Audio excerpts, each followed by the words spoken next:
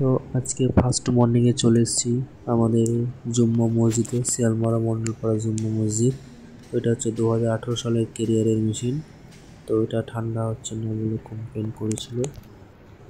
তো এটা সামনের প্যানেলটা খুলে নেওয়া হয়েছে। এই কয়েলটা পরিষ্কারই আছে, কিছুদিন আগে সার্ভিসিং হয়েছিল, তার জন্য এখন পরিষ্কারই আছে। তো এর লাইনটা চেক করে দেখলাম, ফেজ ঠিকই আসছে, নিউট্রাল ঠিকই আছে। সিপিওনটা এখনও ছাড়েনি, তো কিছুক্ষণের মধ্যে লাইনটা ছেড়ে দিবে। তো লাইনটা ছাড়া যায়। তো সিপিওন লাইনটা ছেড়ে দিয়েছে, তার মানে ইনডোর ঠিক আছে। আউটডোর মেশিনের সমস্যা আছে। তো আউটডোরের কাছে যাওয়া যাক। তো আউটডোরের কাছে চলে এসেছি। তো আউটডোরটা খুলে দেখবো আউটডোরের ভেতরটা ঠিকঠাক আছে কিনা। তো আউটডোরের উপরের প্যানেলটা খোলা হলো, ভেতরে দেখলাম ভেতরে কোনো তার কাটা নেই কিংবা কোনো তার পোড়া নেই।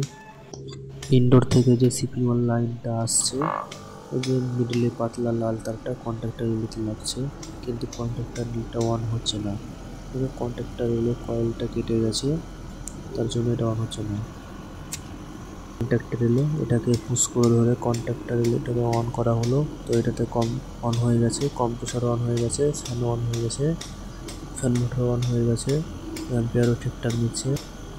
এই কন্ট্যাক্টর রিলেটাকে চেঞ্জ করে দিলে পরে এটা কমপ্লিট হয়ে যাবে। তো এই রিলে চেঞ্জ করার ভিডিওটা পরের পার্টে দিয়ে দেবো।